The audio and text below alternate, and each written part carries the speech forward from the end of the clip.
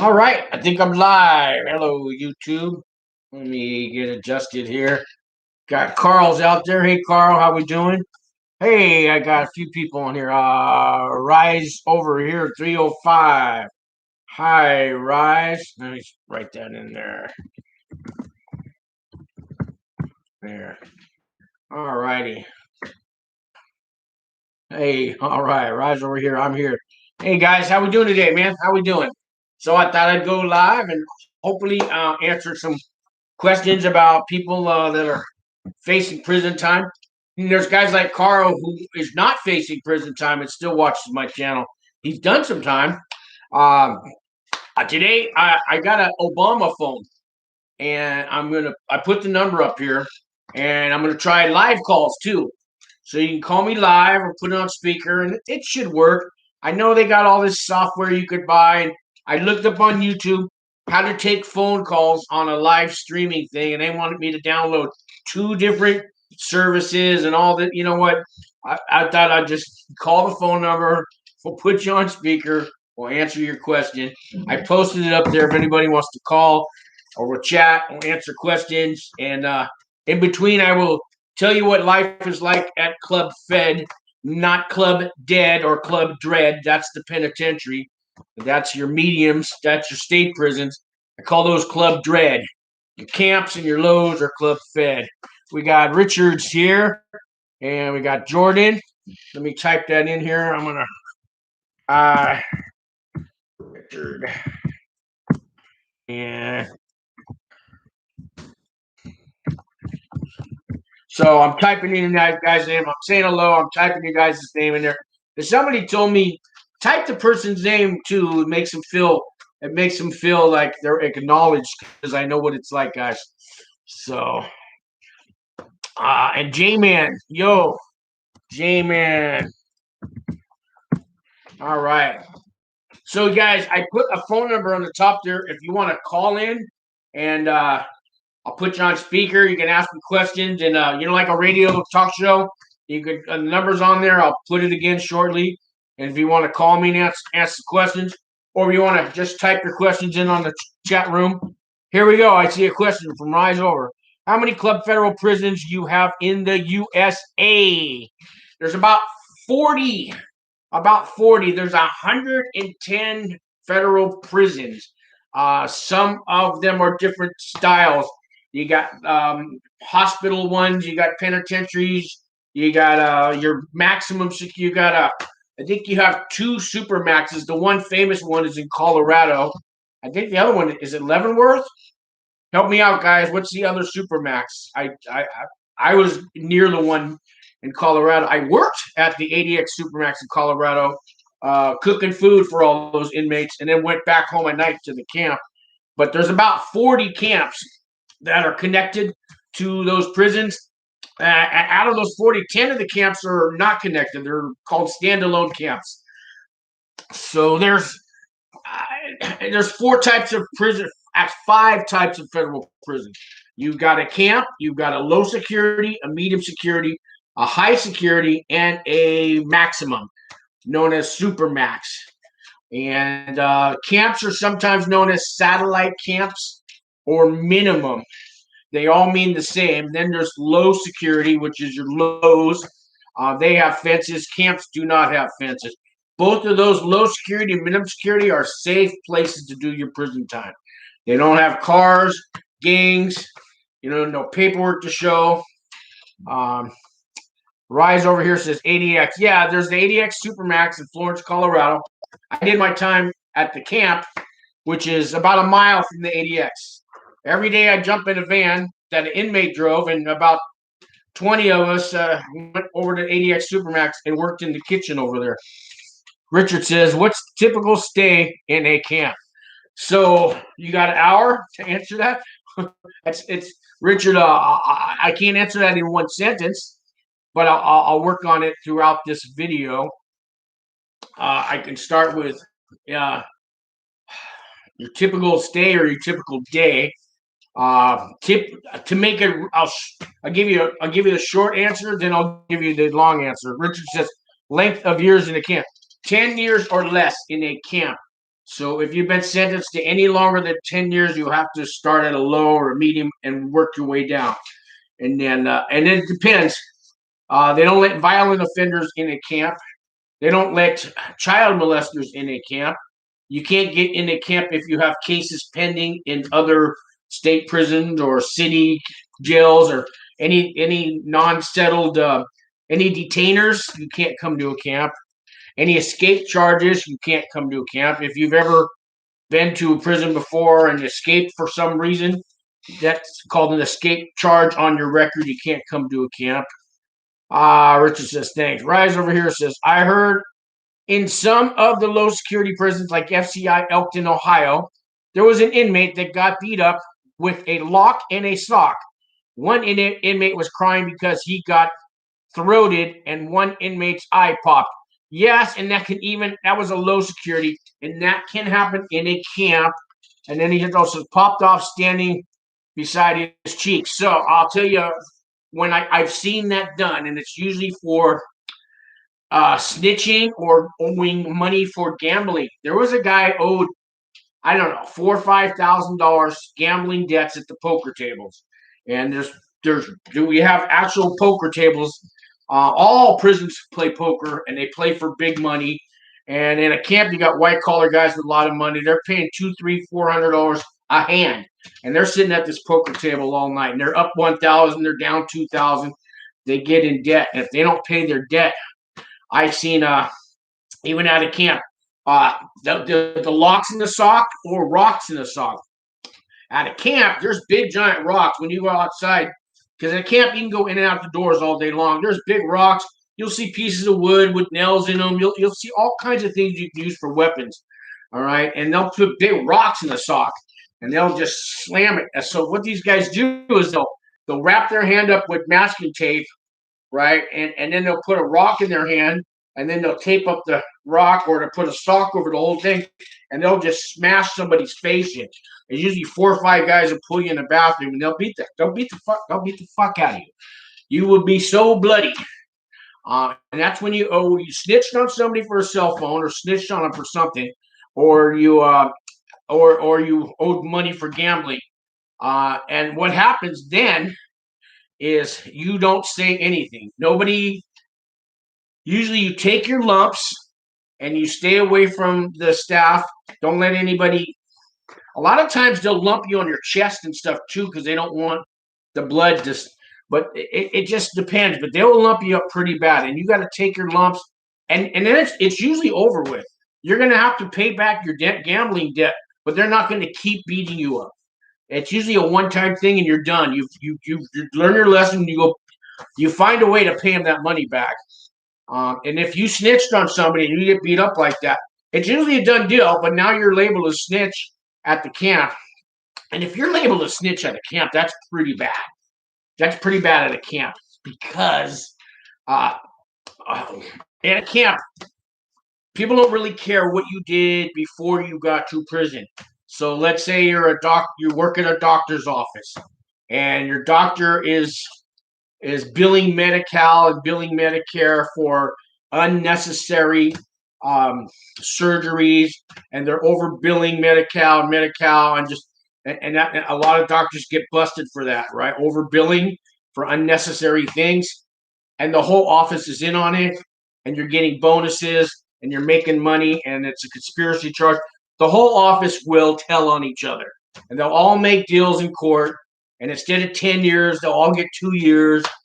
And at a camp, everybody knows that this is done before you get there. And yeah, you can call them a snitch, you call them up. But when you get to the camp, that's when you change. Okay, that's that's when you have some codes. So we don't care. People usually don't care who told on who before you got there. It happens in the white collar world. The guy's looking at 20 years, and it happens in the drug world at camps. It is, but it's kind of not talked about. But once you get there and you're telling on a guy with a cell phone, you're gonna get lumped up. You're gonna get beat up. You know what? And that's different than a penitentiary. They will check your paperwork, and if you told on your office manager, and your office manager told on the secretary, and the secretary told on the front desk clerk and all, and everybody told on everybody you're labeled a snitch. And in a penitentiary, man, you're not going to be safe. At a camp, they kind of let it go. Everybody's got an outdate. Everybody's going home. And it's the one thing nobody wants to talk about. Well, we'll talk about it on the show. So half the people in a camp have told on somebody. I had a leadership role. I had 7 people underneath me. 3 of them told on me. 1 was my girlfriend.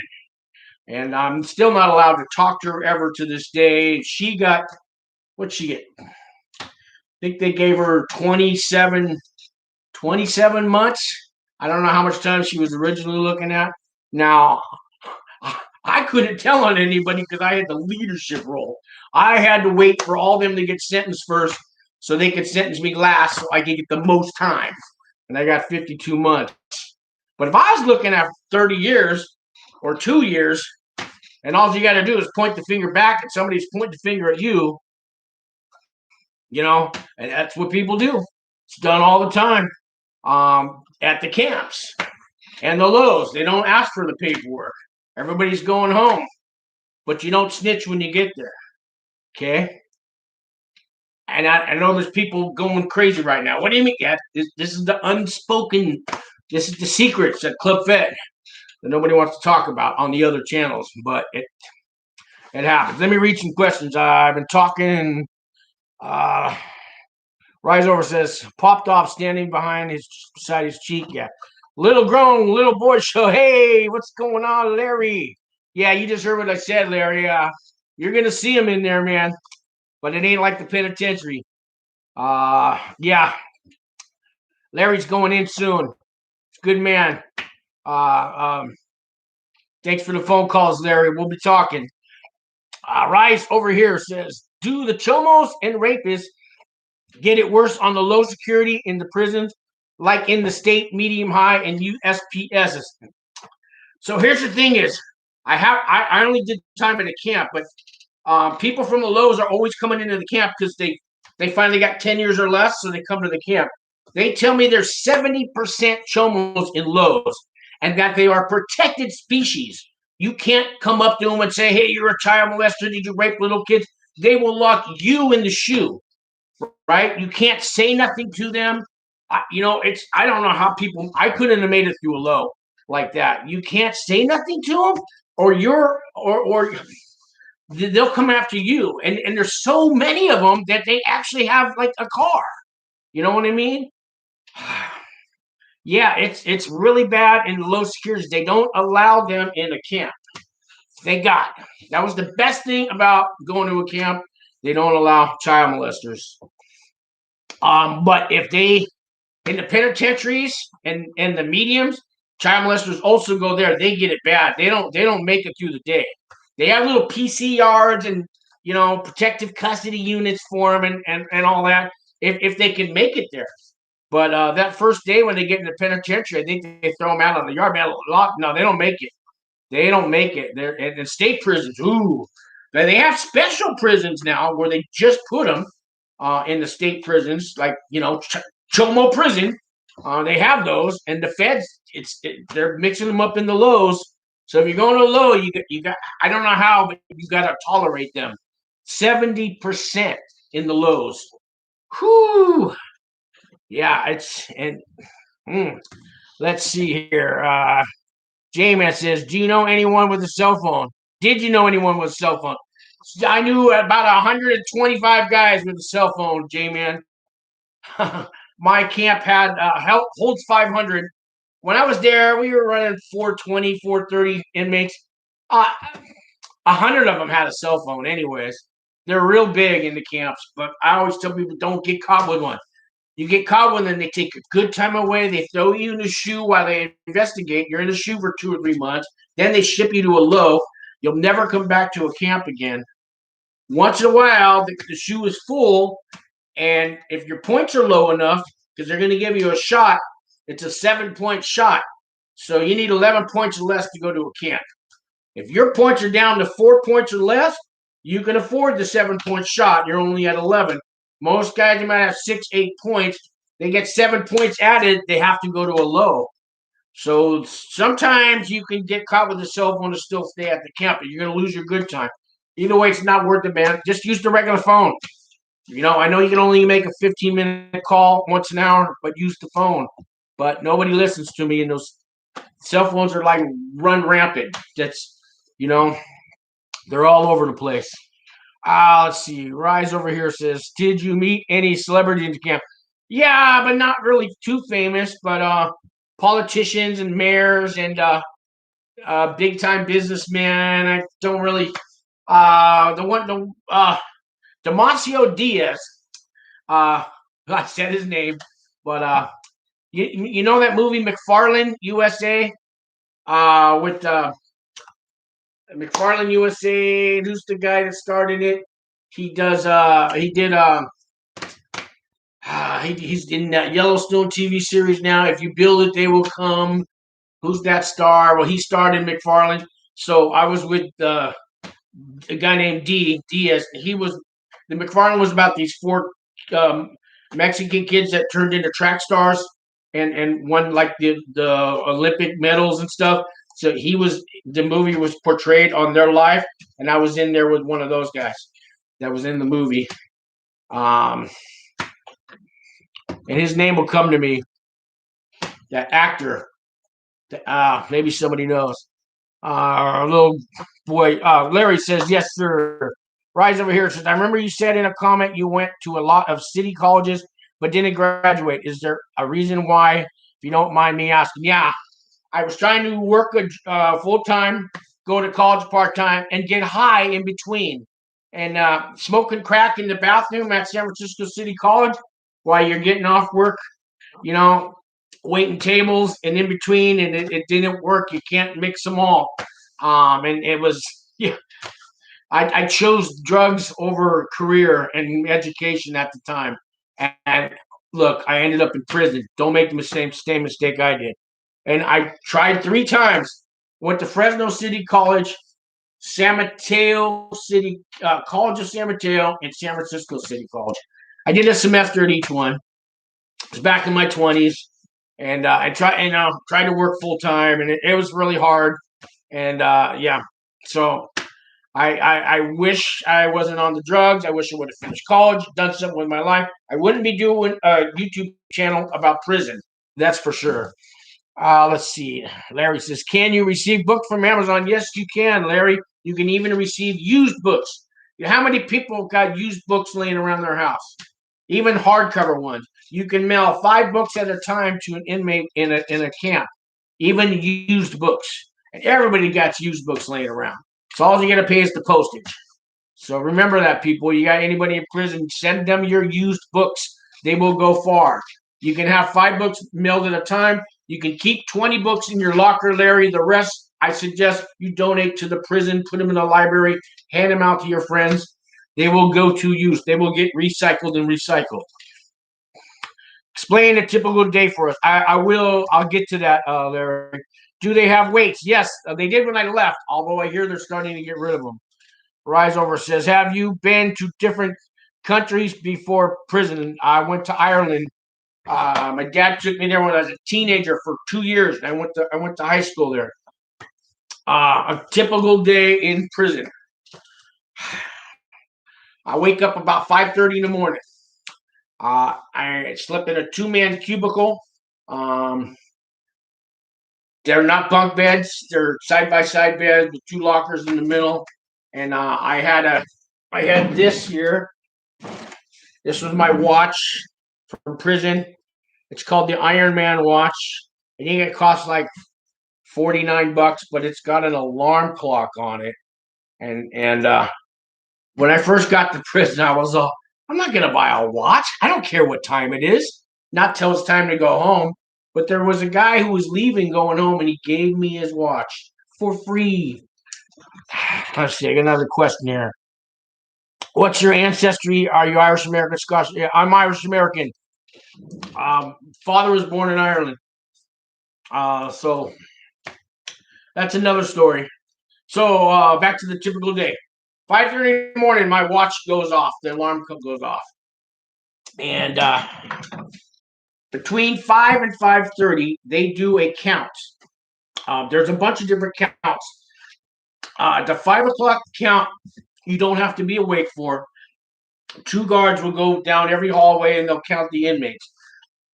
If so, my very first day, I remember I got up and it was maybe it was 5:20 in the morning. I went to go take a piss. They were doing count. I didn't know, and then as they were coming back from count, I was coming out of the bathroom. And the guy goes, "What are you doing? You're supposed to be in your, we're trying to do count right now." I go, "I didn't know." And he goes, "Well, you don't have to be awake. You can be asleep, but during this 5 o'clock count, you need to stay in your cubicle. Don't go use the bathroom. You screwed us up." So he added me on there, and I went back to my count. And from then on, I woke up at 5:30 because they were done with count. Let me get back to some questions here. Any more visits from the PO? Yeah, Matt. Hey, Matt, what's going on? Some calls and emails and stuff. He hasn't showed up in person, but I've been talking to him every week. Were you a fan of pro wrestling? No, I'm sorry, I wasn't a fan of pro wrestling. Fan of comic books. All right. Oh man. Hey, those are questions. Was I a fan of comic books? Yeah, especially when I was a kid. I'm a Marvel guy, not a DC guy, but I still watch them both. Spider-Man. So back to the first day. So I get up at 5:30 in the morning. The watch goes off.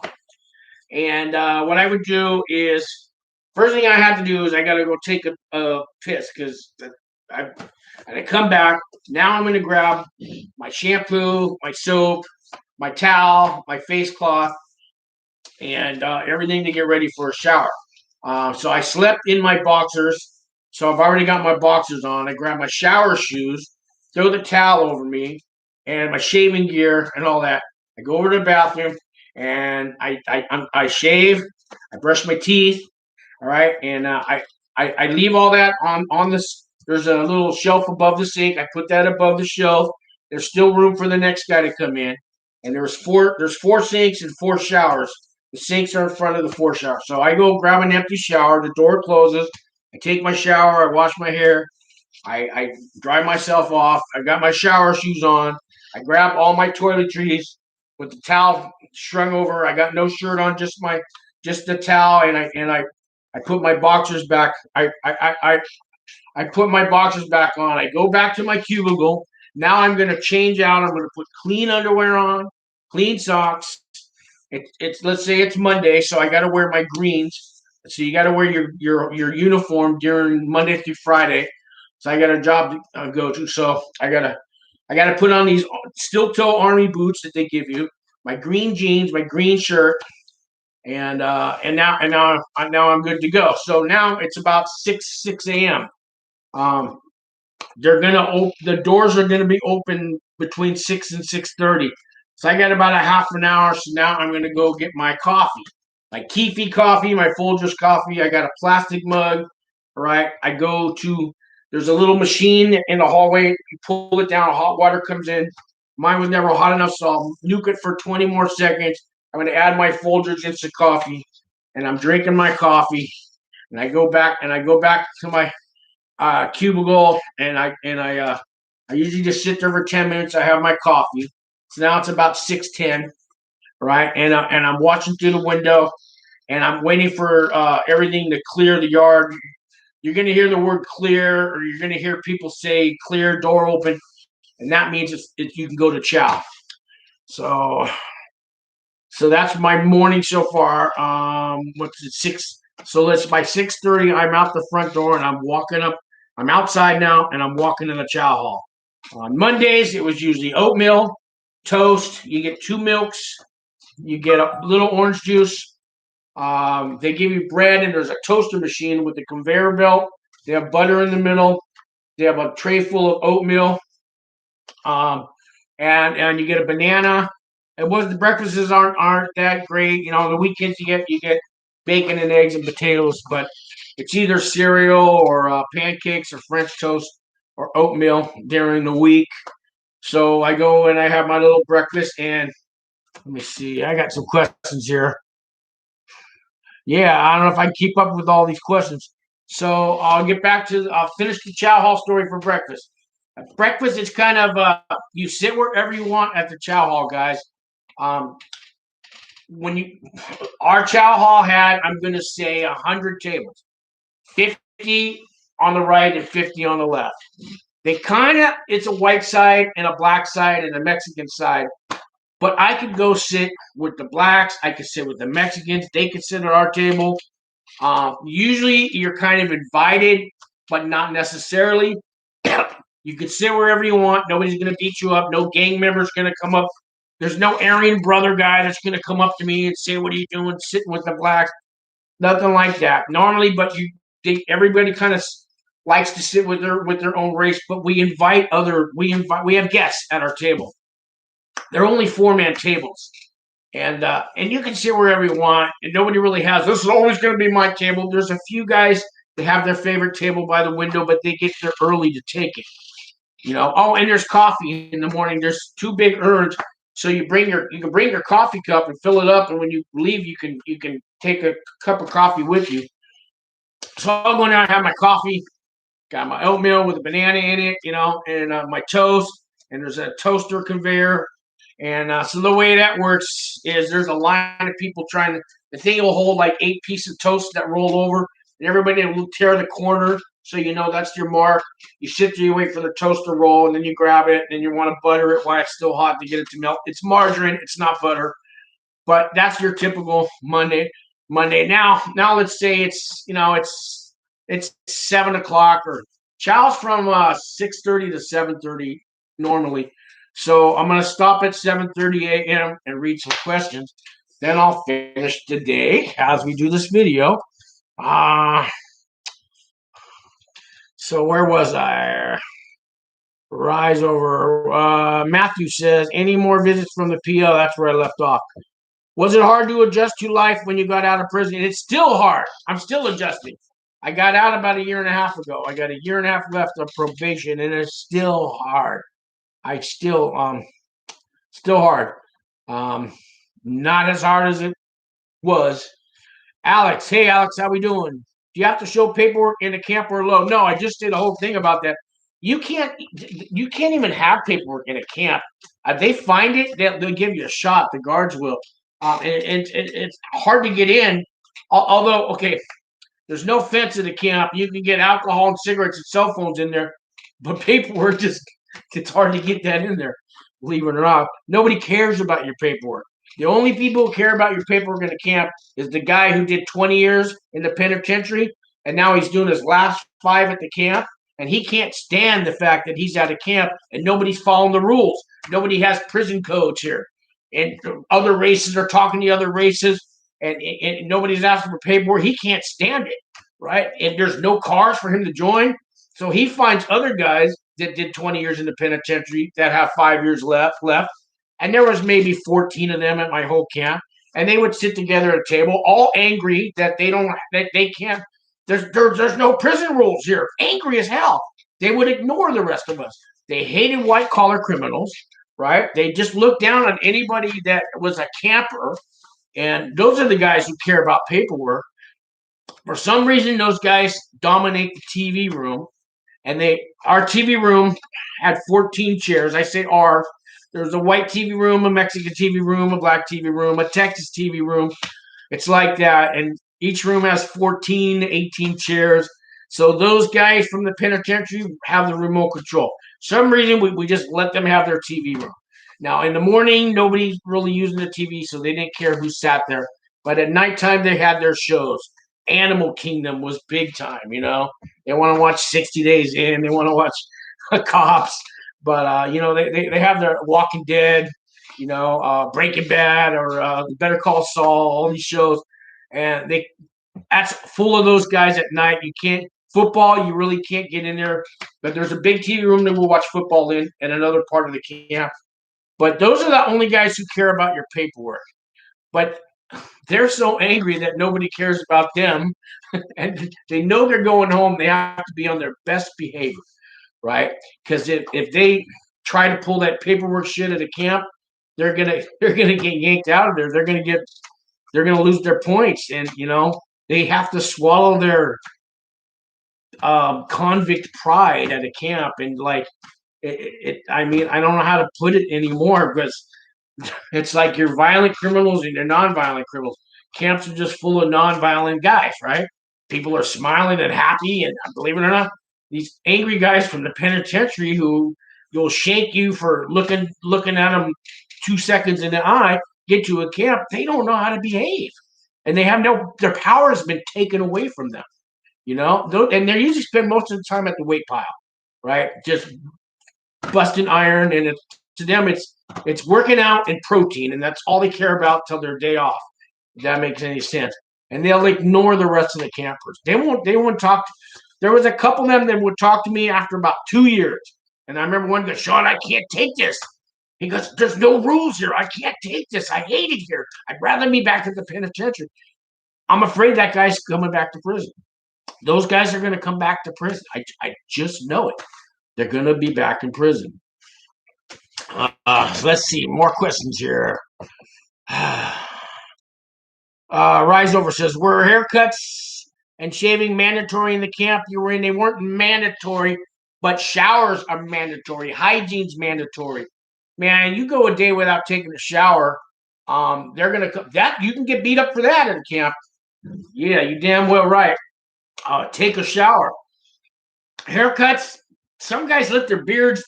Look, if you got a big beard and you're going to a camp, at least trim your beard, because there's guys like Grizzly, they got beards all over the place, right? Trim that shit, man.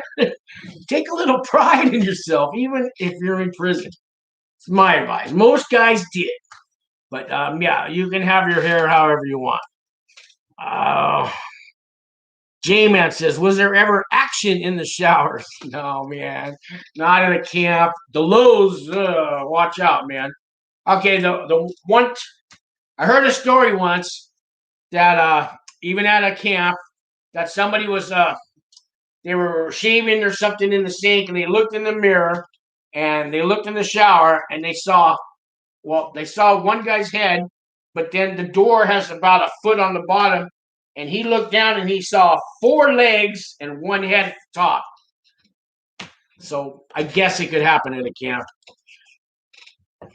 Let's see. Larry says, do they have tea in prison? They actually do. And we had sweet tea. We got sweet tea. So in the chow hall, the CEO ran the chow hall. What was her name? I don't know. But she was a black woman from the South, and she made sure she ordered sugar, and she made the tea. And she made us really good sweet tea. I mean, I'm talking a big kettle full. Guys would take that back by the gallon. Yeah, and you can order it on commissary too. Yeah, they sell tea bags on commissary. Carl says, what was the best breakfast food? I always liked biscuits and gravy, or scrambled eggs, or pancakes. Omelets were pretty good.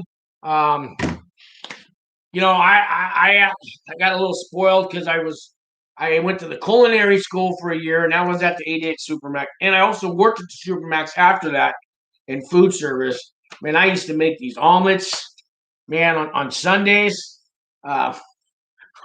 And we had this big long grill, and I had real eggs, real bacon, real sausage, bell peppers, onions, mushrooms, real cheddar cheese that melts.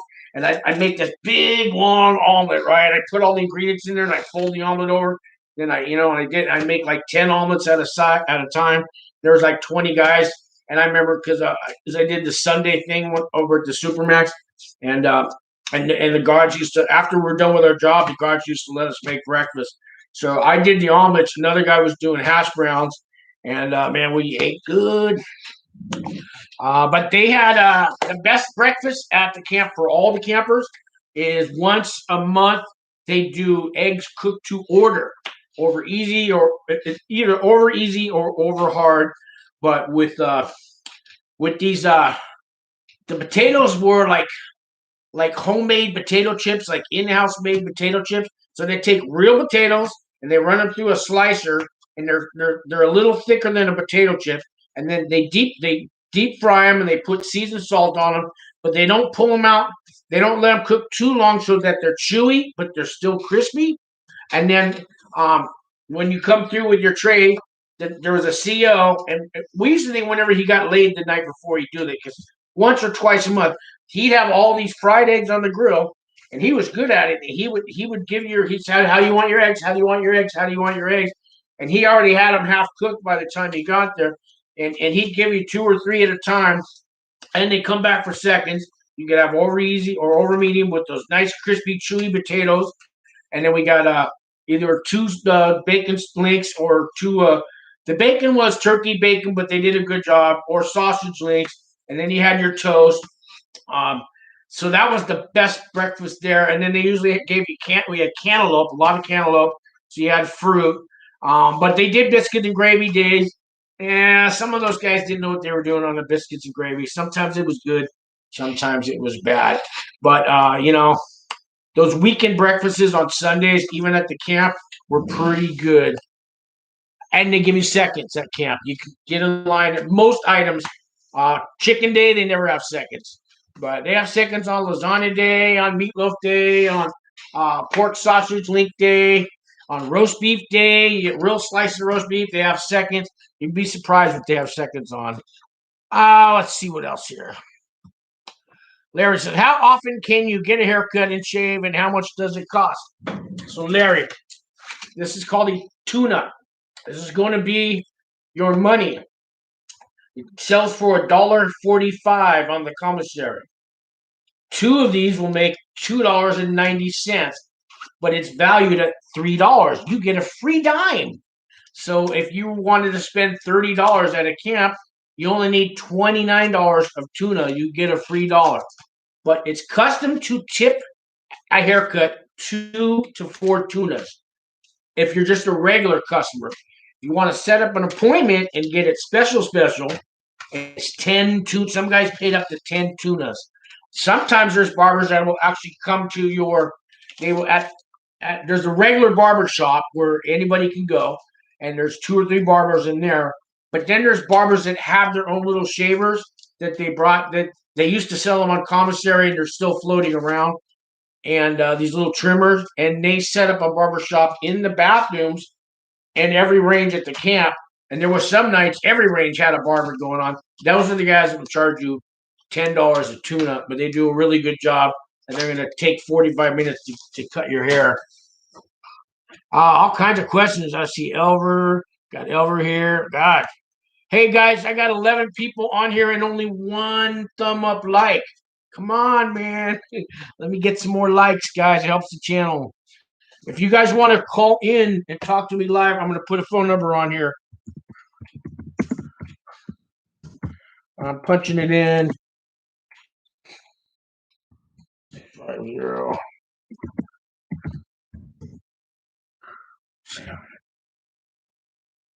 I'm punching this number in here. It'll show up. If you want to call me live right now, I will put you on speakerphone and answer your question.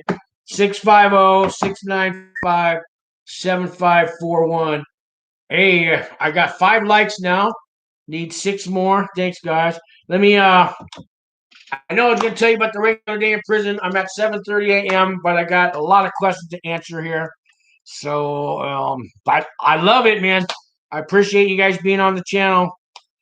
Jamin says, was there ever action in the showers? I went through that. How often do you shave? Tea in prison? Pancakes? Is it hard to, Richard, is it hard to find a job with a record like yours? Thanks, Richard. Yeah, you know what? I mean, you're talking about a job now that I'm out of prison. So I'm 57 years old. Went to federal prison, got felonies on my record. My credit's it's the worst credit you could think of. When I was on pretrial, when I got indicted, I was renting a house. It got raided by the feds, so the landlord evicted me. When I went to prison, I was making car payments. That car got repossessed, right? So I got an eviction, a repo on me, bad credit. I'm in the check system. I can't even open a bank account because of my crime, and I'm a fed out of prison and I'm still on probation. And there's a guy 26 years old applying for the same job that I am, right? Who's fresh out of college and young and healthy and full of energy. Who do you think they're going to hire, Richard? So yeah, you know what I mean. But I'm not giving up. Not going to give up.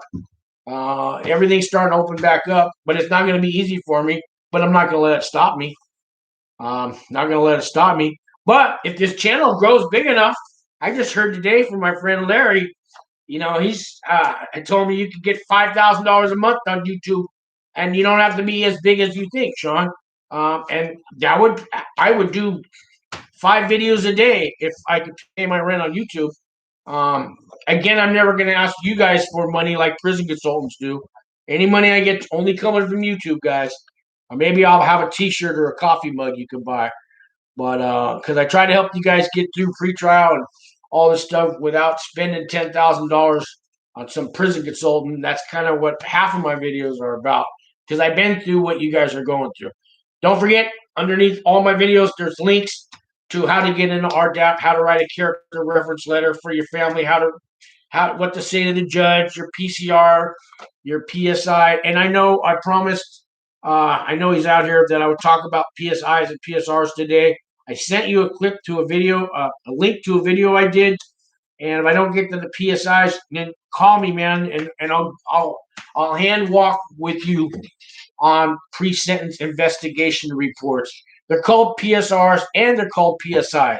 Pre-sentence report or pre-sentence investigation or pre-sentence investigation report. It's all the same thing. You know, one guy says Adam, one guy says data, and one guy says data. It's like that. So let me see. Where was I? I answered Richard's question about finding a job. Rise over here says, what jobs did you have before prison? Mainly worked in restaurants, 30 years. So when I was 18, I started off as a busboy, but I've been a waiter, I've been a restaurant manager, I've done catering, I've done banquets, I've done room service. I've worked the front of the house, the back of the house. I've been all the way up to a head chef. I've been a food and beverage director. And then, because of my drug problem, I'd go out and get high for 3 days and not show up for work and lose the job and, come back as a line cook, next week at another restaurant and build myself back up all the way to head chef. And then go get high for 3 days, ruin that job, whatever, it was a vicious cycle. It just, and I finally got off the drugs, guys. It's been over 4 years. No more crystal meth. I live in a clean and sober house now. And so I don't drink or do drugs now. And probation tests me all the time. And but it's a good thing. So I finally beat the drug problem, at least up until today. And I'm going to keep it that way.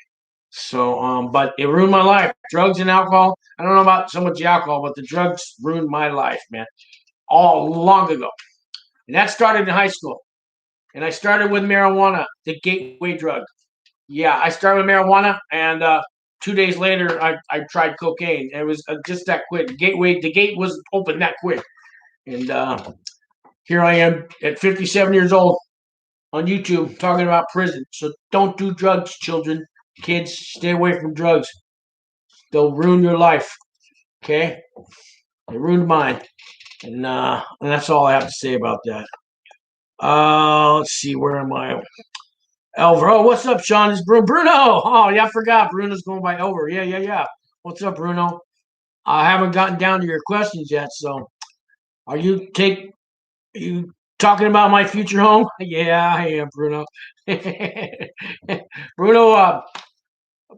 Well, Bruno, I just did an interview with Bruno. It's on my channel there a couple of days ago. He's going to Florence Federal Prison Camp in Florence, Colorado, where I went. So Bruno's got 24 months. He'll be out in 10 months with the RDAP, right, Bruno? That's what we're counting on. Rise over here says, were there any inmates from foreign countries like Canada, Asian countries, European countries, South American countries, and African countries at the camp you were in? Yes, there were. It was very international. Matter of fact, got some pictures. So, guys, I had a real good friend from from uh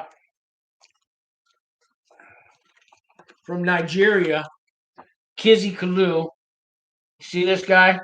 You see the two white men with the black man. Well, he's from Africa, right? Real good friends, right? Take pictures. So there's no politics in the camp. This guy's a really good guy.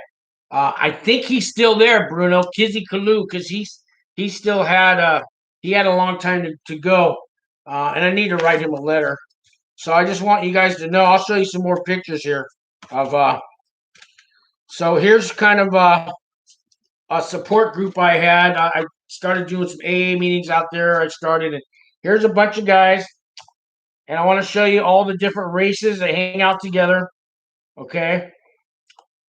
Uh, you guys can see that's what this is what they look like at a camp.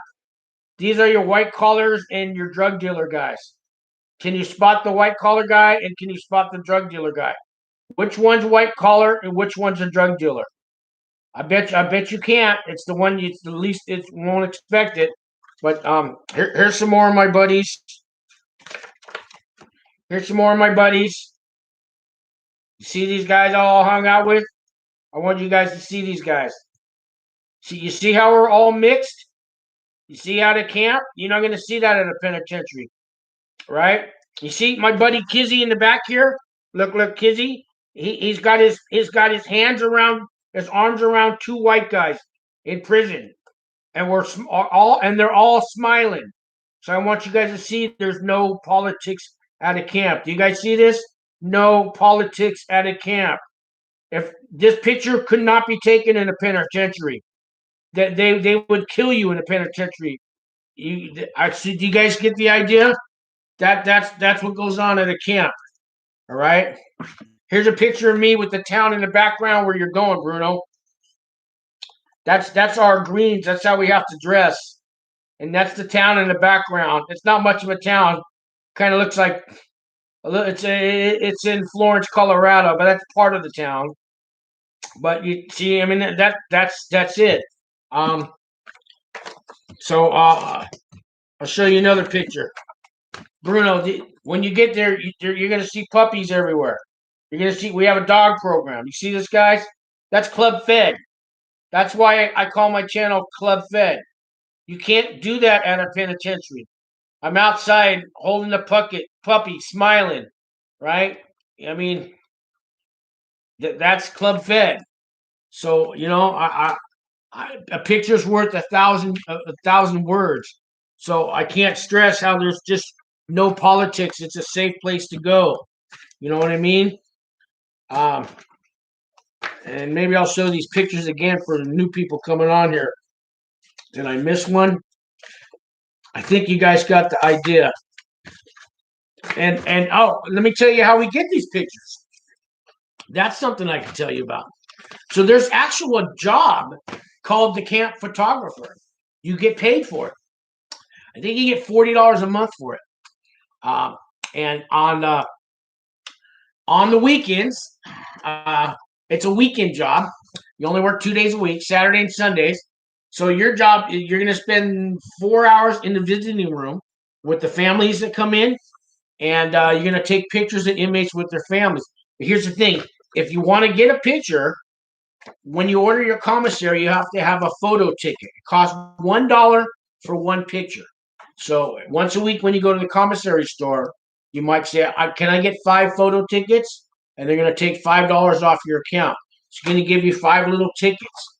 So when the photographer goes around Saturday and Sundays, he hangs outside he hung outside the chapel or the law library for 4 hours. Then he does 4 hours of visiting, something like that. But you'll see him there with the camera and the tripod and all that. And you say, hey, you got time to take a picture? And you can bring all your buddies. It could just be you. He'll do photo pictures. He'll do group pictures. and you give him a ticket, and for every ticket, he'll give you one. It costs $1 a photo. And usually the next day you go into the rec room, and the CO that's in there, he'll give you these photos off the computer. So you can take pictures with your family and everything in the family room, or you can do all these group photos, like this. So that's how, and it's a real job. So if you ever wonder how do you get pictures out of a prison, that's how. See, back to these questions. Oh, so yeah, there inmates from all kinds of countries, not just Africa. Lots of people from South America. I like born in other countries, right? And they got their citizenship or their papers, and they've now they're documented citizens of America, but they broke the law and now they're out of camp. But I always talk about guy from North Korea, not South Korea. He didn't speak any English. We helped him through RDAP, and he only spoke Korean.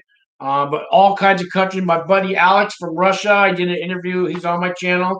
He's from Russia. Jason was from Costa Rica. A lot of guys don't even speak English in the camp. All kinds of languages, not just Spanish. Korean, Vietnamese. There was a guy named Juan. He barely spoke English, only Vietnamese. So yeah, all kinds of countries. Yeah, my future home too, Bruno. Larry says, yeah. When do you go in, bro? All right, you guys are talking 20 seconds. I like it when you guys talk to each other. All right. Okay, I'll get info from Sean. Yeah. Richard says, sorry to hear that. How do you people survive? I'm on unemployment right now, Richard. Would you hire me? I got 30 years restaurant experience. I got all these certificates on the wall. I got the experience and the certificates and the knowledge, and I got the willpower and I got the energy. So why not hire me? And here's my philosophy. I tell them at the interview, So there's nothing I can't face. There's no challenges I can't overcome. I've been through prison and I live to tell about it. And I have a great attitude, even going through prison. I'm the guy you want running your restaurant. What do you think? Would you hire me? And I mean that. So, yeah. You're 50 years old. My mom would be the same age as you if she was alive. Sorry, she passed away from liver cirrhosis. My mom was born in 64. Yes, I was born in 64. Sorry to hear that about your mom, man. Larry says you can. Oh, your Venmo is not working? I'll put up it's not. Let me fix it. I can do that. There's another one here. Let's see.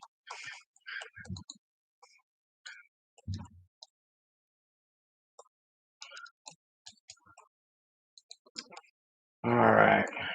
I'm going to fix that. Thanks, Larry. I'm going to fix that Venmo here. Let's see if this works. Too many.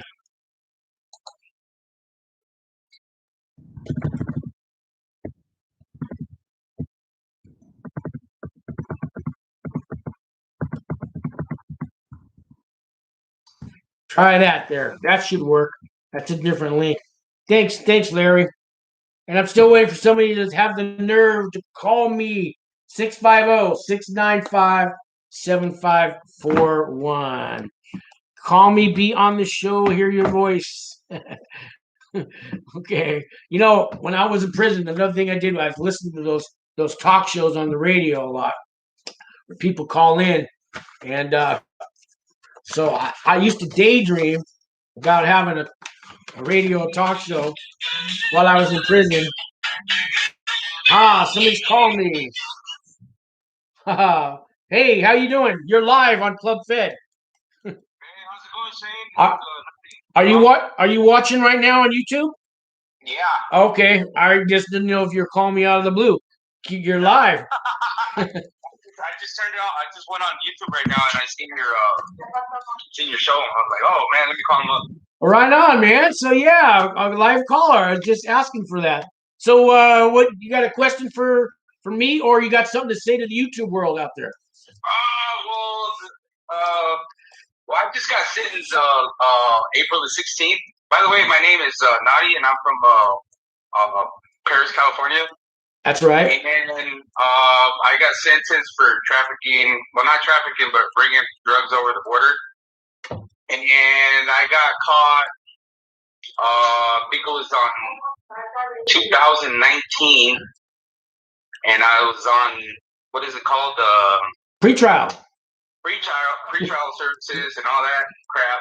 And I was in jail for like 2 weeks. I got bailed out, and I was, they were postponing my courts every now and then for like, all this coronavirus and stuff. So yeah.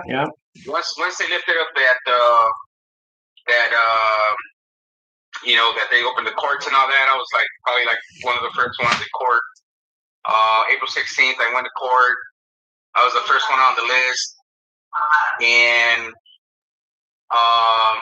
my lawyer didn't show up.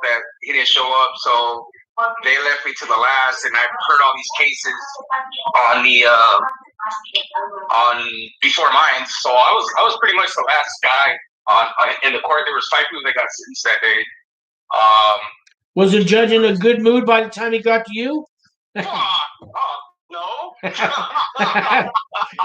He was on me, man. He was just like, he was giving people love, man. And I was like, man, if he's giving these people love, you know what I mean? I was like, man, I would be good. I would probably be going home. I'd probably be going home and, on house arrest and all this. And none of that happened. And I heard a few cases before mine. I was the last one, so I heard all the cases. There was this girl that got caught with like 200 pounds of meth. And how much time did she get? She got, I think it was like 4 months. 4 months for 200 pounds of meth? Yeah, 2 months.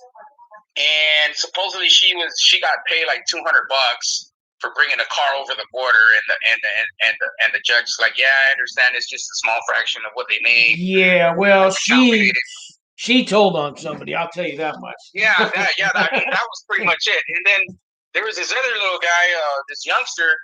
He was like 21, I think, and he got caught with 90 pounds of meth, and then he got caught with some money and a gun. And the judge just, told him, not to do it again. What? Slap on the wrist? Serious. Yeah, he was like, don't do it again. You're gonna do 16 months. Plus, your I guess he gave him like a little bit of good time or something like that. And he and then this other guy, he was from like India. He got caught with 50 kilos of cocaine. And he ends up getting 1 year and 1 day. Well, I don't know now. Okay. These guys are sucking somebody. Yeah. Oh, yeah. They straight up. Straight up. Yeah. I know. They give up a bunch of people, you know what I mean? So, 50 pounds of coke is at least 20-year sentence. But I get it. I mean, yeah. And then I was just wondering, I was like, man, this guy's got caught with a lot of. 50 kilos of cocaine. You're talking about like close to $1 million. Yeah. Rates. A kilo of cocaine right now is like pretty expensive. It's probably like 30 grand. So, you times that times 50, you're talking about like $600,000-$700,000 worth of cocaine. And that guy, he got a year and 1 day. And I was like, fuck, man, this guy got caught with a gang of coke, and I was like, man, by the time they get to me, man, I would be like, man, I'll probably be going home. I could be on the monitor, ankle bracelet or whatever. And it was just crazy. I was like, man, this guy's gonna, he's gonna slap me in the hand, say not do it again, go home. Yeah. Keep on doing what you're doing right now. I was like, fuck, man. None of that happened, man. And then there was this other guy. He had what is that reform called? That DACA stuff, or the students, the dreamers, or something like that. Oh, the dreamers. Yeah. Yeah. All right. Well, this guy was like, he was gonna get a transplant, a kidney transplant, and the judge is like he's just giving the whole court like the whole get down on how he was sick. And I think it is just like a big show that he was putting up, so people, just in case other people were there that, you know what I mean, that wanted to know about his case, you know, why he didn't get, you know, sentenced. He got caught. I think it was like 100 pounds of meth selling to an undercover cop, to an undercover agent. I think it was like an FBI agent or something like that. And he got caught, you know, making deals. I mean, he was doing deals and stuff. So he got caught with 100 pounds and with an undercover agent, and he got house arrest for 180 days. Man, I was like, oh my God. Oh man, you're I can't take this. Damn, really? Okay, yeah. And I was like, man, that guy looks healthy, man. You know what I mean? He was healthy, man. He was a healthy ass guy, and I was just like, man, so these guys get love, you know what I mean? It sounds like snitching pays off.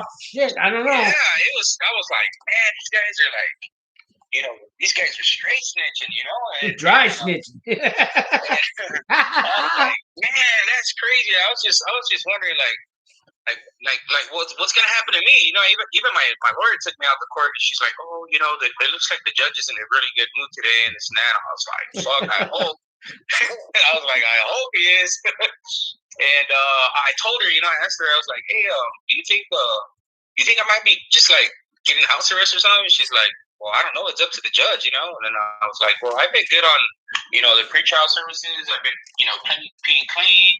You know, they tell me to go here, I go there. I'm always on time. You know, I peed clean all throughout my almost 2 years being out here. You know, I haven't gotten in trouble. I got no tickets. I go. Matter of fact, I took over all my tickets. I'm actually paying child support. Yeah, but you kept your mouth shut. So now you're gonna get more time. Yeah. Yeah, and what happened when he came up to, when it was my turn, I was the last one in court. So I'm in court, and then what do you call those guys? The guys are like the DA or something like that. Prosecutor, the district attorney. Yeah. All right. Well, the federal government was like, "Oh yeah, Mr. Gallardo here has been, you know, he's been getting worse. You know, he's had past convictions, and you know, this and that." And the judge is like, "Oh, well, the 60 months are off because that was supposedly what my lawyer and the federal government had agreed on." And I was like, "Man, he said the 60 months are off." So I was like, "All right, so I'll probably end up doing like a year or two or whatever, you know." And then the guy, the feds are like, well, Mr. Gallardo's been getting worse. I mean, you haven't looked at his record and all this. And then he's like, hold on. So he grabs the paperwork again. He just starts going through it. And he's like, Mr. Gallardo, you're an addict yourself. And I can't believe, you know, you've been to prison already. And you still gotten the hang of it. You haven't gotten the hang of it. You know, you're pouring all these drugs out into the streets. I go, but the thing is that the drugs didn't even make it to the streets. So how in the hell are you telling me that? You know what I mean? You said that to the judge? Yeah, I told him. Oh, that's gonna the drugs haven't even got to the streets. Oh, you don't want to argue with the judge, man. Oh no. Yeah, I told him. I go, the drugs didn't even get to the streets. What do you mean? And he's like, Mr. Gallardo, I'm talking right now. You need to shut up. And I was like, all right, whatever. So he was like, he's like, oh, Mr. Gallardo, well, the 60 months are still going. You're going to be doing 60 months. You have something to say to me? And I was like, no, not really. I go, well, I really don't have anything to say, sir. I go, it's up to you. I'm in your hands, and you guys, whatever you guys want to do with me, I'm up for it. You know what I mean? Yeah. Where can I run? You know what I mean? So you got 60. I got 60 months.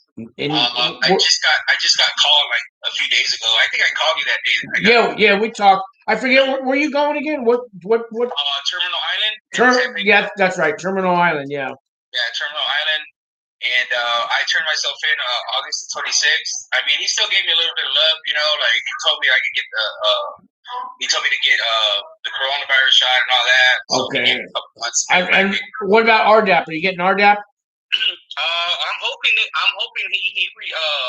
he recommended RDAP, so they do have RDAP there at that facility. No, they don't. They have it at the low or the medium next door. They'll transfer you.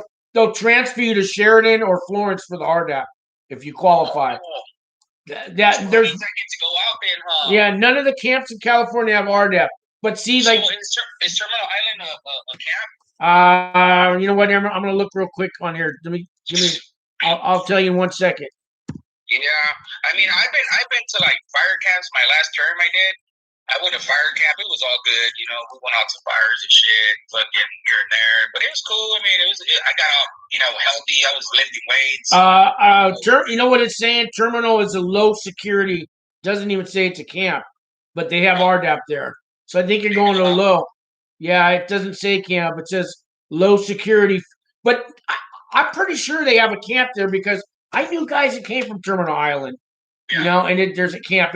But it's also saying a low. The low will have the RDAP, but they won't let you do the RDAP at the low. I just briefly looked on the website, but I know it's a camp there because I was because guys came from Terminal Island. There was this guy, he always bragged about the food at Terminal Island because they had a bakery and they had a culinary school and they ate the best food. What? So it's supposed to be like the best, and they're supposed to have the best food out of every prison in the whole country. Terminal Island has the best food. They have a professional bakery, and you get like homemade croissants in the morning. This guy, he never shut up about how good the food was there. What? So I'm blessed, huh?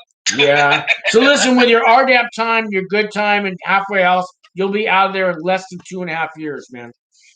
Yeah, I've been doing a little research myself, and you know what I mean. Whenever I have questions and stuff, I call you. You know, we're always like calling each other and stuff. So it's pretty cool, man, to have you guide us through all this stuff that you know what I mean. We're having like issues with, and you know, we have questions, you answer them. You're welcome. So listen, I definitely want to talk to you before you self-surrender and all that, and help you with all that. I'm gonna make you a video, and then I don't know if you want to just. Oh yeah, that's right. We were gonna do a video. Yeah. So yeah, we can do the video this weekend or something if you're free. This weekend. Next week. I gotta go well tomorrow. You tell me next week or something. Yeah, I'll call you during the week, you know, and let you know if we can do it during the week. Okay.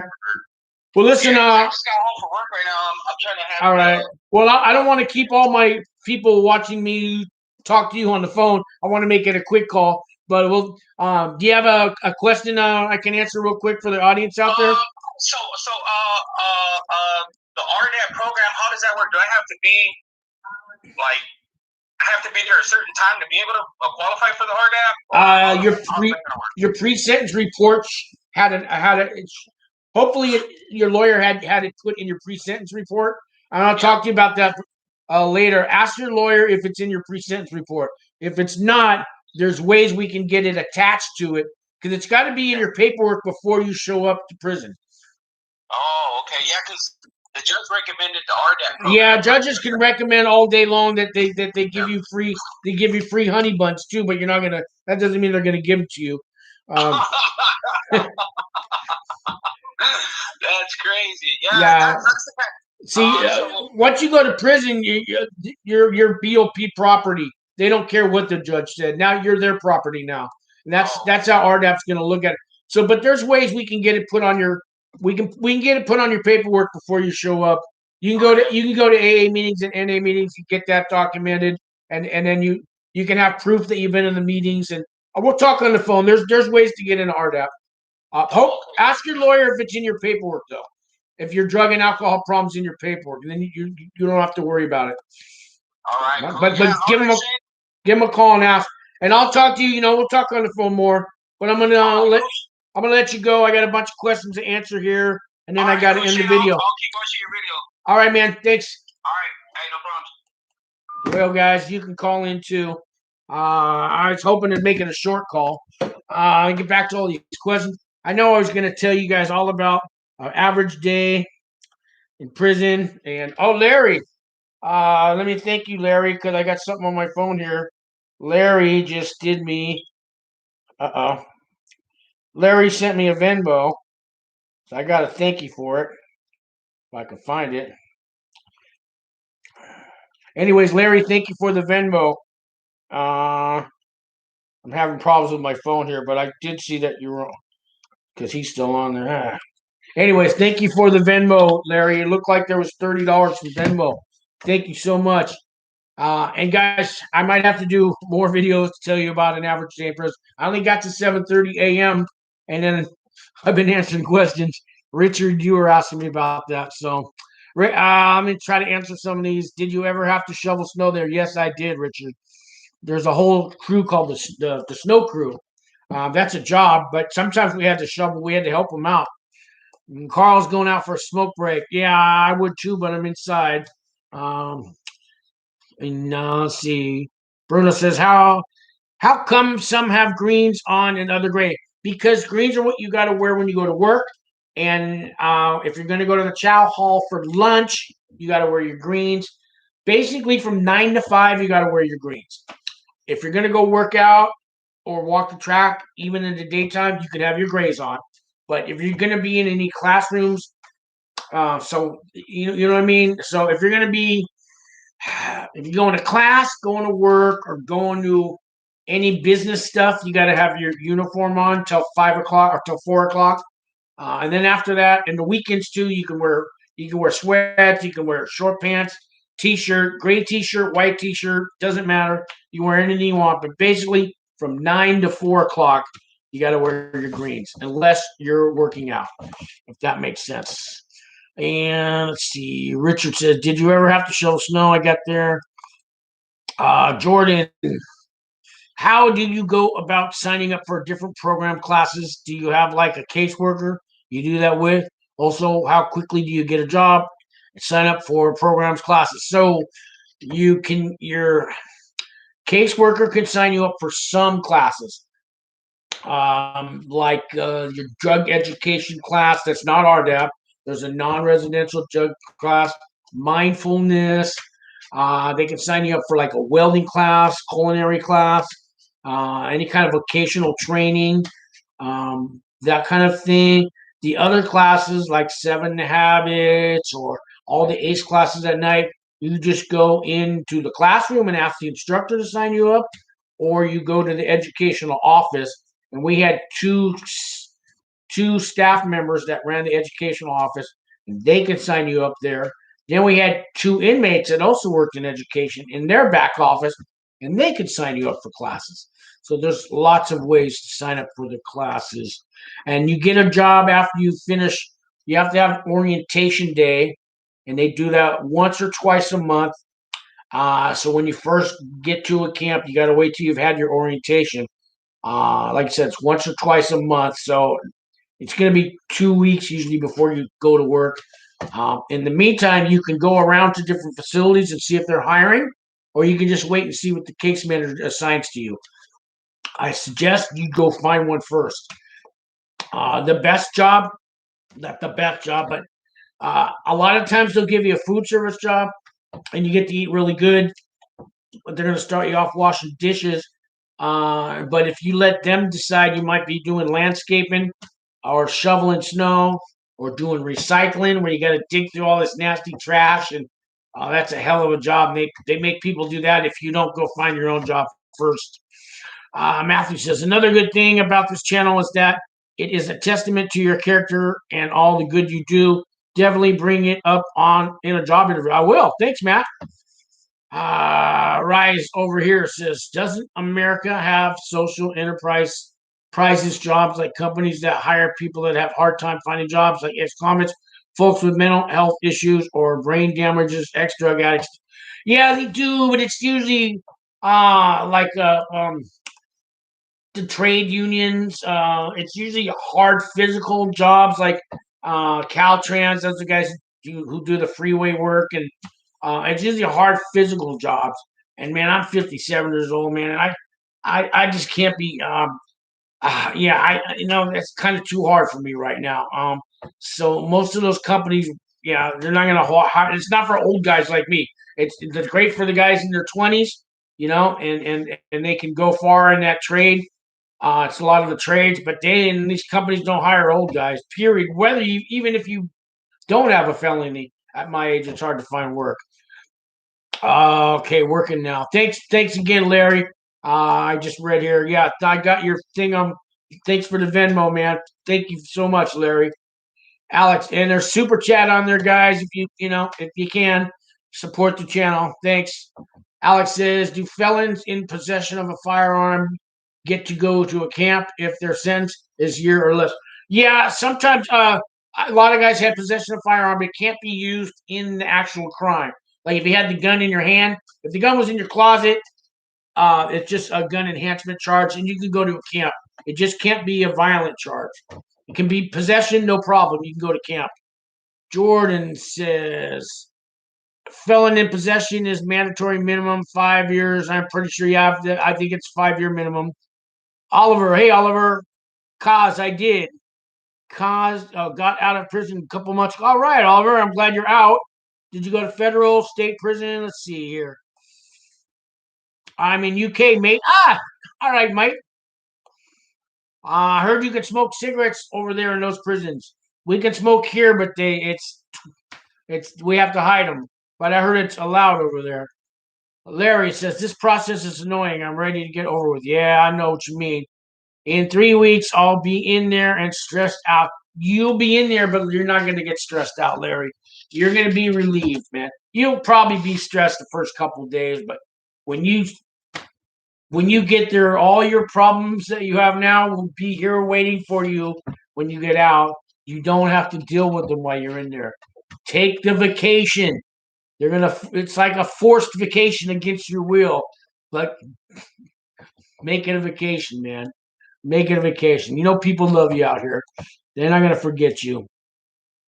Cardi says, I'm ready for it to start and be over with too. Grown little boy. I hear you. All good, sis.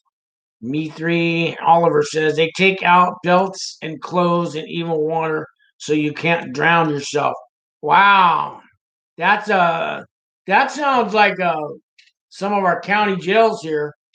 They're worried about committing suicide and all that. Yeah, you definitely weren't out of camp. Cardi says, yes, relieved, and smiles. All right, I think I caught up on all the questions, man. So anybody else want to call in live? Got a question? 650-695-7541. Well, it's been over an hour, guys. I'm going to give it 5 more minutes for some questions, but I got to go make my dinner. So, do Larry get a cell phone? Cell phones cost about $300 in a camp if you're going to buy one, but I don't recommend if they catch you, they're going to take away your good time and throw you in the low, man, with all those chomos. So, you get caught with a cell phone, you're going to low with the chomos. So, just remember that. Just use the regular phone, man. Larry says, hello, Sean and Chatlow. Finish from 7:30. No, I want no problems. Yeah, I know you don't. Rise over here. Was it easier to drive a car after you got out of prison? Like, did you have to upgrade your driver's license? I got to renew my driver's license while I was in prison. I did it by mail. But believe it or not, they have driving jobs in prison. They have inmates that drive the other inmates to the bus station. So there was 4 prisons where I was at: the camp, the medium, the penitentiary, and the supermax. And when people get out, even out of the supermax, there's a job called a town driver. We had 3 of those, and they would drive all those inmates to the bus station, right? And then there was a staff driver. He actually drove staff members home and to parking lots and stuff, then and around the campus. And then they have guys that drive the delivery trucks back and forth to town and pick up deliveries and drop them off at the prison. Guy who drives the dump truck to town. Lots of inmate drivers jobs. And once in a while, they had me fill in driving the van around the complex, taking guys to their jobs and taking them to the city and stuff and dropping them off. I did that once or twice, but I didn't want it anymore. And I didn't want to go out. I didn't want to keep doing it because it's a job. I didn't want to get caught. I didn't want to go there because somebody asked me if I could bring something back from town. I quit the job that day. I ain't going there. I'm going home. But yeah, when I got out of prison, it wasn't easy adjusting. I didn't have a car waiting for me either. So I had a job when I got out of prison, guys, washing dishes, $19 an hour. I'm getting unemployment for that job right now. Oh no, they made me a cook. That's right. I just got promoted, and the pandemic hit. But I saved up $2,000 to buy a car. And that's what I got now. I got a 20-year-old car. Let's see here. I'll have a Google number. I'm going to call everyone. I think I can't email. I'm not sure if this is true, but I've heard they have a commissary catalog that you can order extra stuff from. No, that's a scam. That commissary. Oh, the prison has a commissary catalog, but be careful websites out there, guys. I did one called gift scams. They have these websites that tell you're going to order all these gifts and commissary items, and that they'll send it to the prison. It's all bullshit. The scam. They take your money. There's no such thing. Um, Certain state prisons have a catalog website you can order from, but you do that through that jail, through that county jail, or through that state prison, right? Their website. Be careful, these fake websites selling all these inmate gifts and inmate packages. Okay, none of that. But there is a separate catalog in the prison that's not on a commissary list for tennis shoes, for what else? A couple of things on there. I can't remember. Hobby craft items. Everything from paint and uh, hobby craft items. I'm drawing a blank, but all kinds of hobby craft items, tennis shoes. And sports stuff. Like you can order a tennis racket, per se, or a handball. You can order, your handballs, your handball gloves, and some sports items. So yeah, there's a separate catalog. It doesn't have a whole lot, but they do have one. Let's see. Federal inmate, yeah, cigarettes are currency here. I bet they are. Our cigarettes go in a penitentiary, $20 for a Newport or a Marlboro. In a camp, $2 or $3 for a Marlboro or a Newport. In penitentiaries, it's hard to get those cigarettes. I don't even think $20 is a real cigarette. I think that's a rollie. But cigarettes are everywhere at a camp. You don't get in as much trouble. My camp made us pull weeds for 2 weeks or clean the bathrooms, give us some kind of extra duty. If you got one guard there was one or two guards that actually would give you a shot. And I've seen one guy get his good time taken away. They cost him 30 days for a cigarette. And one guard from the other prison caught him, and but normally that doesn't happen. Hey, Larry with the super chat. Wow. Wow. Thank you so much for that super chat. God bless you. 20. Wow. Thank you, Larry. I think that's Larry. The Grown Little Boy Show. You guys check out that channel. Larry's a good man. I'm sorry you have to do time, Larry. When you get out of there, man, I already know we did a little interview. It'll be coming up next week, probably. I'll put it on here. Good man out there. Let's see. I hear Asperger's syndrome and suicidal tendencies, so I was in a special ward, and they let you out. Okay, so that must have been hell, man. Yeah, suicidal. I thought about suicide when I was on pretrial. I really did, man. I really did. I didn't know what I was facing. You guys know on pretrial, you don't know if you're going to get 10 years or 20 years or probation. Every day it's different. And they keep you on this pretrial month after month after month after year. Just you want it to be over with. And then I'm already pushing 60 and I'm thinking I got to do 20 years in prison. I'll just kill myself. I thought about it, man. But today I don't want to do that. I'm living the day. Rise over here says, can you do Uber, Lyft, DoorDash with your record, and does it disqualify you? Well, my car, I drove Lyft when I was on pretrial. When I got out, I tried to redo the app, and apparently Lyft approved me, but my car's 20 years old, so they won't let you do it with a 20-year-old car. And then DoorDash, I signed up for them, and I think they approved me. I didn't finish because my car's 20 years old. I only paid $2,000 for it, and I don't know how long it's gonna. I don't think it can keep up with deliveries. Doing DoorDash. That's too much on my car. So, apparently Lyft doesn't. Here's the thing. I applied for Uber. I got denied. Everybody I know that's got out of prison. I know 3 or 4 guys applied for Uber. They won't pass the background check. They will pass Lyft's background check. And a lot of times your federal stuff doesn't come up, only your state stuff comes up and jobs. George, okay, dope. Thank you. I'm 6'4" and overweight, so I wasn't worried about dropping soap. You could drop the soap at a camp that ain't nobody gonna pick it up still. Hey man, I swear to God, this is true.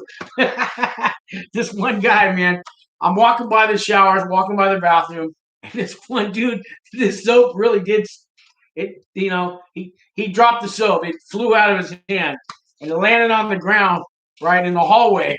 And he's going, "Hey man, can you grab that for me?" I go, "Dude, no way in hell am I don't care if it's a camp." I looked at him and there was nobody around. And he goes, "Just throw it back to me in here." And I go, "Dude, I don't care what kind of prison I am. No way in hell am I picking up a bar of soap in any prison." And he goes, "Come on, man." No way, dude. Even though it was a real legit thing, he dropped the soap. He didn't want to run out naked to pick it up in the hallway. I don't care. I ain't picking up no soap. It ain't happening, man. Let's see here. In Scandinavia, it's way better for rehab. Oh, I heard, man, in Scandinavia, Norway, Sweden, man, they got like luxury condos for prisons out there, man. Some of the stuff I seen on YouTube, man, it's worth going to prison in Scandinavia. Cardi says, "That's a fact. The world's greatest there." Yeah, but I appreciate Sean for helping Larry's mind, Daddy. Yeah, Larry's going to get through all this, guys. Larry's going to get through all this. Man, it's club fed for a guy like me who came from. I came from. So I lived in a trailer park at the Mission Bell Motel and Trailer Park in San Francisco, Daly City. I came from like a real, not quite poor, but lower class income housing. I've been to county jails. I've never been to any other prisons. But to a guy like me, it was club fed.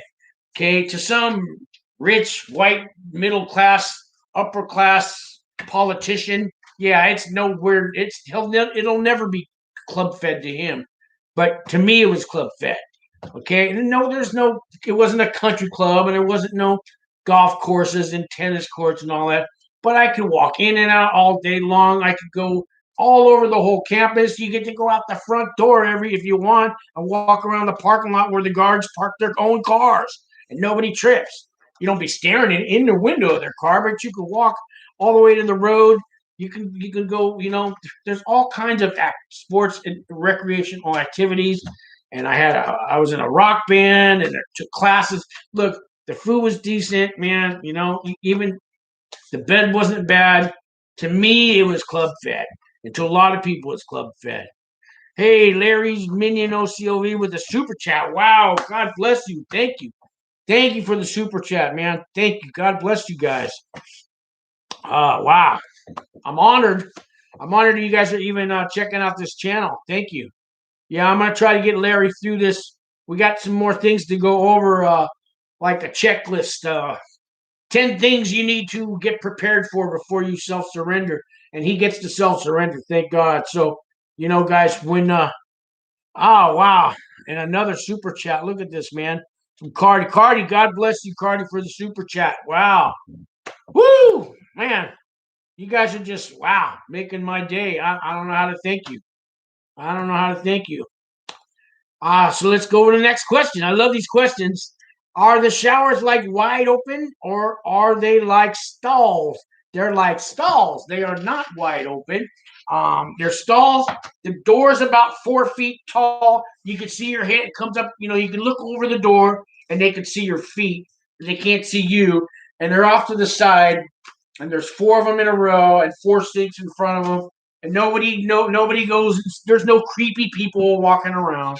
Okay, it's not like that in a camp. Now I told you about those lows with those chomos, child molesters. Let's just call a spade a spade. Chomo is too nice of a word for a child molester. Chomo's too nice. They are child molesters. They rape little kids, and they're all over the low securities. And I gotta not get myself started because I'm so glad they don't allow them in a camp. Thank God. Okay. And for you guys that have to go to a low, I'm sorry you got to deal with those people. And you're not even allowed to You can't no confrontations with them are allowed. You can't call them on their shit. I mean, anyways, they're not at a camp, and I'm not here to. Yeah, I don't want my YouTube channel to get shut down because I'll get. Ew, I don't like child molesters, people. Okay, I don't, and I got to calm myself down. Whew, take a breath. Take a breath. Hey, I got a call coming in.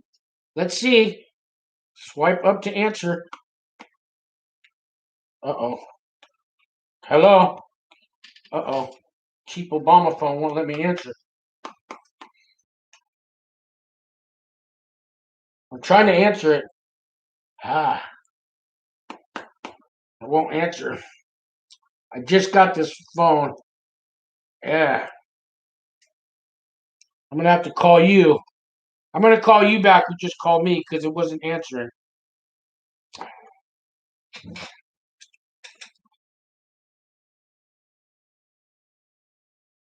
Let's see if somebody was calling me. Hello? Hey, what's going on? This is Sean from YouTube. Were you trying to call me? Yeah, I'm just trying to call you right now. From you're on the YouTube show, right? Yeah, this is Alex. Oh, Alex. Okay, all right, yeah. I couldn't get the phone to answer when you called. It's an Obama phone. Anyways, yeah. So, yeah. What's going on, man? You got a question for me or something to say to the audience? Yeah, basically, the charge was someone possession of a firearm. That's my charge. Okay. I did have a prior with that. Basically, did 32 months state prison before with a nonviolent. Don't have any violence on my record at all. Okay. Nonviolent with fire camp for about 24 months before I paroled. All right. This time, it's a federal case. I already did the PSI. They're recommending basically 12 months and 1 year. Oh, a year and a day. Okay, that's 12 months and 1 day.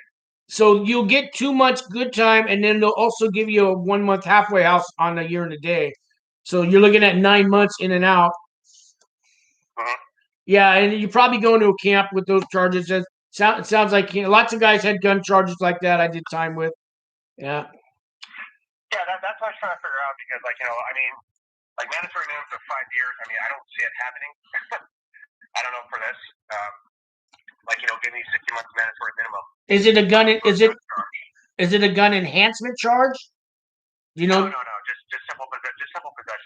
Okay. It was never. See, the enhancement is the enhancement is the one that has the mandatory minimum on it. But if it's just simple possession, it's not. You don't have the mandatory minimum. Yeah, that's basically it. Simple possession. Hey, you're not supposed to have this. What are you doing with this? That was basically it. Right. And, sorry for that. No violence. No, I've never used a firearm for any violence purposes whatsoever. Okay. Do you know where? So if you go to a camp, do you know which one you want to go to? Because you can request where you go. I mean, I'm right by FCI. I'm right by FCI. I'm right by Terminal Island, but I know they have a satellite camp right next to them. I called that prison. They said yes, it is open because I heard it was closed last time, and they're literally about 30 miles away from where I live. Okay, good. Because we were just looking up Terminal Island.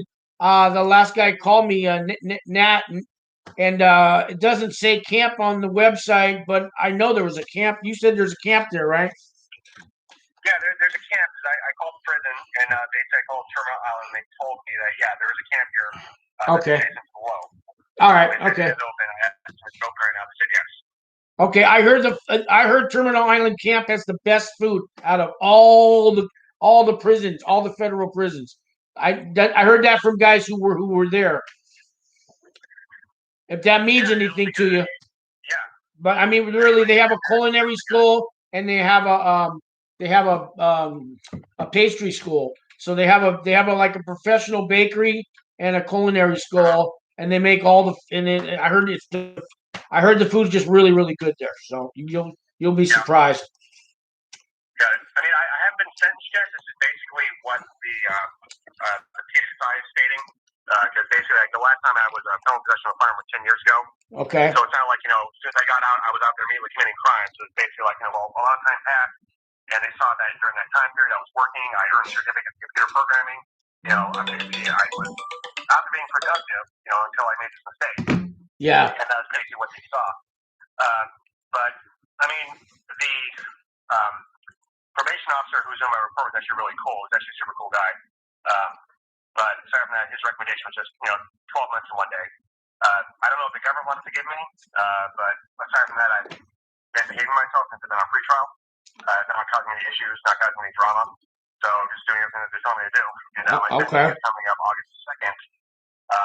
Pretty sure I'll be able to self-surrender from what I'm saying. Make sure you ask for that. Make sure you ask for that. You should be able to. You normally they don't let you stay out like this on pretrial if they don't let you self-surrender. But make sure you ask for that at sentencing. Oh yeah. I've already made that clear to my attorney that I do want to self-surrender. Okay. All right. Well, listen. If you want to talk later, I'll keep your number. What's your name again? Alex. Okay. I'll talk more in detail with you later if I wasn't doing the live show right now. But are you free this weekend? Can I maybe call you this weekend? Yeah, sure, absolutely. All right. I'm gonna put your. Huh? Yeah, actually, let me Dan. Yeah, because actually this is an Obama phone, so I have my actual phone. You want me to give you that number, like text it to you? Yeah, text it to me, and I'll call you on my regular phone too. So I'm on an Obama phone, but I have a regular phone. I'm holding up. I got two phones in my hand here.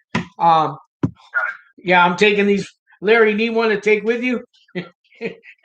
Sorry. Yeah. Actually, I'll text it to you right now if you don't see it. All right, man. And then I'll give you a call back. Let me write your name down, Alex. I'll call you this weekend, man. Right now, I'm going to finish this show here. Thanks for calling, and we'll see. I don't know if they can hear you on this, but we'll run it back. I appreciate you watching the channel and all that good stuff, and I'll help you through this as best I can. Okay. Okay, sounds good. I just texted you my actual phone from my actual my main line. So okay, cool. You bet, man. All right. Thanks. Okay, excellent. Talk to you then. Thank you. I don't know if you guys could hear that. And I don't know what the YouTube viewer likes to see on here and all that. I'm gonna finish some of these questions. Where was I? We're talking about prison in Germany and Switzerland and all that. Alex says nonviolent. That's Alex who just called, I believe. Jordan says, I was asking Sean about the U.S. prison camps. Lots of laugh, but appreciate your reply. Okay, right over there. True. Oh, yeah. And Cardi, if I didn't thank you for the super chat, all you guys with the super chat, thank you so much, guys. Guys and gals.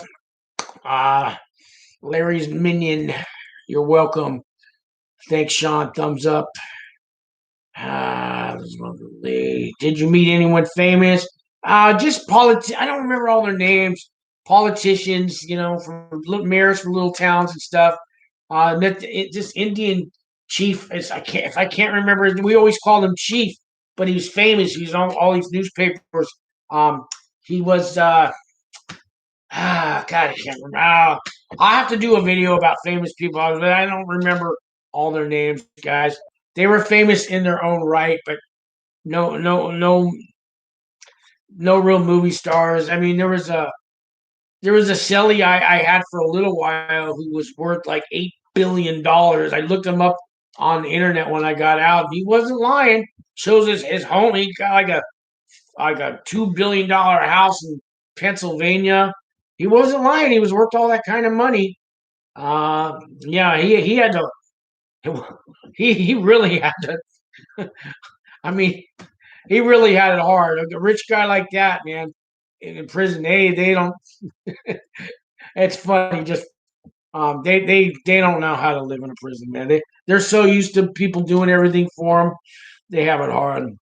Matt says, check out Ivory, no censorship, and you get paid in cryptocurrency that you convert to MLS. I will check that out. Oliver Varg actually wrote an album in prison. Yes, you can write books and music and all kinds of stuff. A lot of people write a book in prison. And they're still complaining about latest. Still complaining about not having the latest PS4 games. Yeah, okay. Oh, I never knew about the simple possession versus enhancement. Thank you for clearing that up. Yeah, you're welcome. Yeah, if you have an enhancement, that's Mando minimum 5 years. They get done now. Let's see, it's a hate crime to attack sex offenders in prison. Yes, you're right. I hate the fact that it's a hate crime. It should be it should, you know, what they can attack little children, but they get to be protected, and they get less time than somebody. So somebody rapes my mother, right? They get 15 years in prison.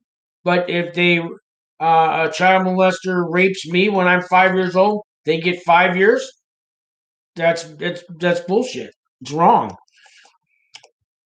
Uh, Colin Warren, can you go to camp for 922G? I don't know what 922G is. 922 grams of something, maybe. Yes, I don't know. Yeah, we heard it. Yes, Larry's Minion OCOV depends on the state. I was in for battery and domestic violence. Okay, but I'm not a violent person. Domestic part was wrong. It should be encouraged to attack chomos. Yes, Jordan, and it is some places, just not on social media, and not in some prisons. It is encouraged. So, anyways, guys, what is that? It's been an hour and 40 minutes. I'm give it a couple minutes for some questions, and I'm going to wrap it up, guys. I want to thank everybody who watched this channel, and I will get around to talking about a whole day in prison if I have to do a video about it. But Richard asked me to go over here kind of in detail what it's like on an average day in prison. I started at 5:30 in the morning when I woke up. I got to 7:30. I was explaining, and I had lots of questions, and I love that you guys are answering questions, and I like to interact with you guys. And so you guys know all my info is on the bottom of this video. All kinds of links for free things you can use while you're, how to get an RDAP, write character reference letters, check out how to find out your guidelines, your offensive level, how to find out if you're going to a camp, how to get how the email system works, True Links, Google voicemail, how to sign up for that, all kinds of just good stuff. A couple charities underneath that help inmates when they get out of prison, wholehearted.org, and another one is Wings for Life. They help families of inmates while you're locked up. Your family suffers. Well, Wings for Life is the answer for you. Wingsforlife.org. And there's a link for them underneath. I did an interview with the lady Ann who started that organization. So you family members out there, Larry's family, Larry's friends, wingsforlife.org. Go check out their website. Check out the video I did with Wings for Life. Check them out on YouTube, wingsforlife.org. They help the families and the friends while the inmate's in prison. There's help for you. Wingsforlife.org. I'll see here. We got possession of a machine gun. Oh, possession of a machine gun. I don't know if you get in a camp for that. Don't know. I don't think so. I'm guessing no. 3 weeks and I'm going to be emailing you from inside. That's right. Even the gang celebrates snitches in California PC prison. Yeah. All right, guys. God bless all of you. I'm going to call it a day. Thanks for watching. Subscribe to the channel. Hit the like button. Love you guys.